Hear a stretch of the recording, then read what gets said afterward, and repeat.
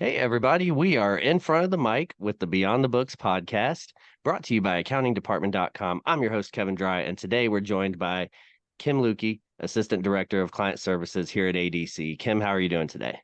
I'm good. I'm good. How about you? All right, I'm doing great. Yeah, excited to meet with you about this episode. I think it's going to be shed some light onto, just what it's like to have that work-life balance here, what that means to everybody, how important it is. And this episode is all about coaching work-life balance at ADC. You do supervise a number of people here, and you're one of the best at it, I think, and really good at what you do. And I think people really enjoy working with you, and a lot of that has to do with how understanding you are with work-life balance and, making people understand that like it is different here and you can have a career and do all the things you want to do and need to do. So we're going to go ahead and get into that. But first, if you could, we usually start these things off with a typical tell us about yourself. What's your role here at ADC? How long you've been with the company? Things like that. Anything that you'd like to share? Sure, sure. Well, thanks for the introduction there. Kim Lukey. I'm in Georgia. Been working with ADC for about 4 years and just I love it and adore it. It's the best company on the planet and more people need to find out about it. But I've been married to my very best friend for 27 years. We've got 4 kids and they've all graduated from college and are in their careers. So now I have 2 dogs that have received highly elevated position in my household because they have become my children. Um, and working with ADC just provides me and has provided me all the time that I need to take care of my animals, to take care of my kids, to go see events that they have, take care of my mom. It's just such a great job. I've never been at a place that was this focused on work-life balance before.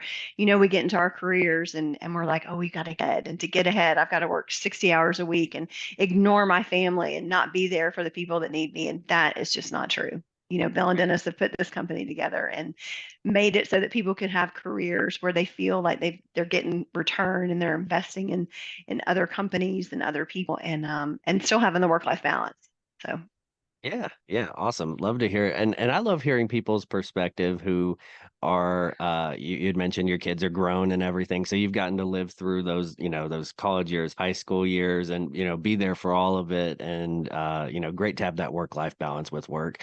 And I know myself, I have a 2-year-old, so kind of a different stage, but I'm so thankful that I'm able to be there for all the, he doesn't have a ton of events or sporting events or anything like that quite yet, but I do like to be there anytime I can, and ADC's afforded me that luxury of having that work-life balance and not having to make that choice of, oh, I got to make sure I, get this done. I got to make sure I'm here till 5 o'clock every single day or anything like that. It definitely helps. So from a management perspective, I guess what does the ADC's work-life balance mean from that? from a management perspective, well, when we're looking at people's time every week when we're reviewing time cards, I can see because a lot of people come to us from jobs where they have not had life balance. And so you can see on their time cards where they might be investing a little bit too much time, and then we can reach out to them. So, we look at it that way. We're always having team calls. We're reaching out to our employees. If we see an employee struggling, we're reaching out to them once or twice a week and having conversations with them where we're saying, no, you may have come from this background, but it's okay here. We're not just saying work life balance. We want you to have work life balance, right? If make Yeah. sure that everything's good with your client, take off, go to that school event. These your kids are never going to be this age again. Yeah. Tomorrow they're going to be a little bit older. So just take advantage of it. So we really want them to reach out to us, but again, on the backside, we're monitoring it as well and making sure that if we see it, we're making that meeting and having that conversation with them. I love that because and I think it helps to hear from somebody in that, a supervisory kind of role where you're managing people. It's one thing to hear it from coworkers and that are maybe on, that just like same coworker level, but whenever the approver of the time cards is saying it, that's, a lot of times I've heard of people coming from situations where it's the opposite. The people are looking at time cards like, oh, you could have put in more time here and all that. So I Yeah. love hearing the complete opposite here at Hmm. ADC. And I think that's a beautiful thing.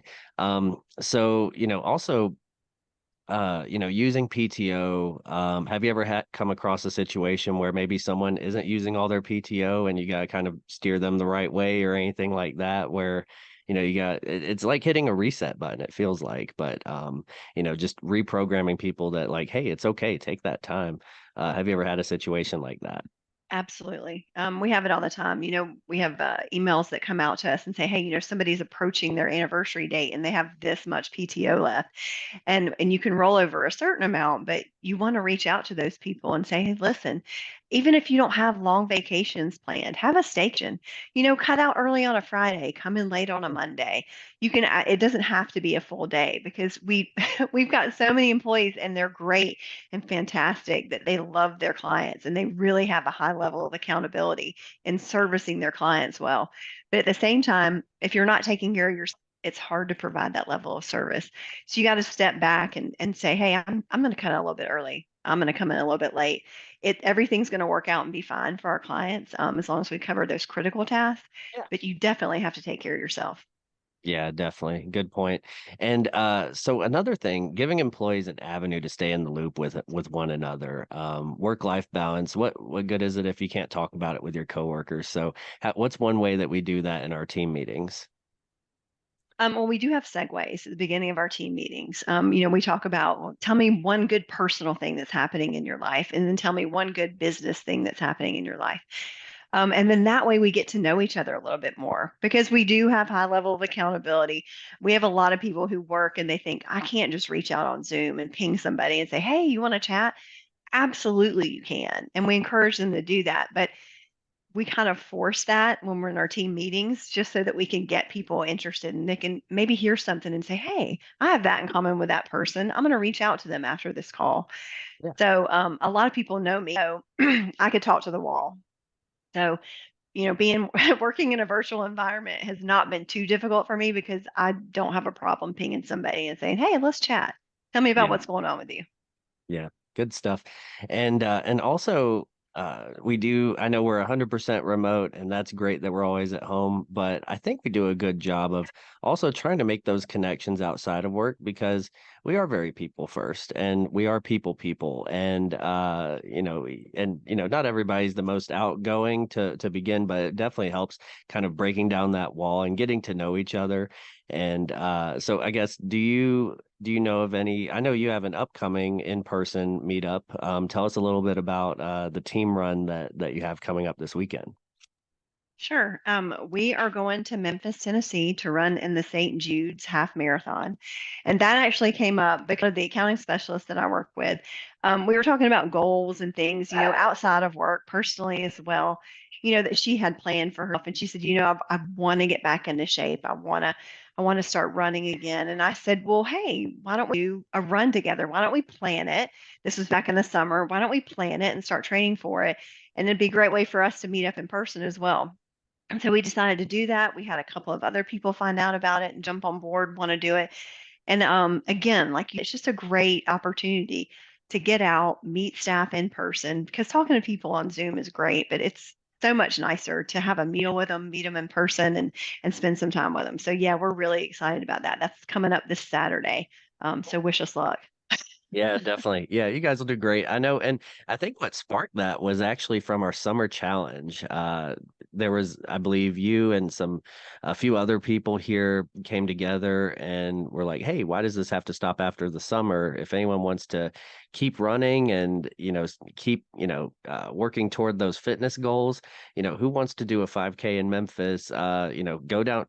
People. A lot of us live up north, and I'd definitely welcome a trip down to Memphis, Tennessee, in here in November, December. So definitely a lot warmer there. So love that you guys put that together. Love that we have those local meetups too. I need to get one going with everybody in the Northeast Ohio area. We'll have to go somewhere indoors, but yeah, I love that we do that. And that's, part of that work-life balance is, getting to know each other in real life. It's not a requirement by any means, but I think we do an awesome job of that. So thanks for keeping that going. Um, and also, so one thing I know you're always proud to represent ADC. you embody the culture around here very well. Just someone who's a natural fit. How do you approach that? Is it just something that comes naturally, like, or is it like kind of like a company's treated you really well, you treat them really well, or I guess what does that look like for you? It's about perspective. I choose to focus on the good things in my life, and having worked in other companies that didn't really have that work-life balance, it is, I love Bill and Dennis so much, and I love ADC and what it stands for, and I love that it's not just lip service, it's actually put into action. Bill and Dennis invest in us as managers, and then we get the opportunity to invest in our staff. It's just such a great environment. I'm so thankful for it. And of course, no workplace is perfect. You're never going to find that, the other side maybe. But but so what you do is, when you encounter things that are not working out for you, encourage my staff. If there's something that comes across and it's just not working out for you, reach out to me. I can't fix everything, but I can certainly bring it to people's attention and we can see if we can fix it. Because Yeah. I always tell my staff, I want this to be the best job I've ever had. Yeah, yeah, definitely. And also, you know, I guess, I'd kind of mentioned, some employees being a little more shy. Like we're accountants, like it's gonna happen. We're outgoing with clients and everything, and all of that. And we do try to hire some really good personalities here. And I think we've done Mhm. a great job of that. And also, so it's not only just hiring them, but coaching them and all of that. But how do you have any approaches to seeing, making, I don't know, I guess kind of coaching someone toward getting more involved here at ADC since we have so many different options and clubs, any approaches to that? I think it's important to make them aware of what we've got available. A lot of people come on and we've got so many processes and procedures, they get a little overwhelmed by that in the beginning. So I think it's just bringing it back up, working with our controller team to make sure they're addressing it with their staff. A lot of times when you're paying attention, you can see when somebody's struggling. So just being aware of that and being like, hey, did you know that we've got coffee break once a month? Did you know that we've got book club? Just making sure that they know the avenues are out there for them. And then you're still going to have the people like, that's great that you guys are doing that, but it's just not for me. I get that Yeah. 100%. We're not going to push it on anybody, but No. once you get more involved, you find that you develop those relationships with your coworkers, and that's another, aspect of making it a great place to work.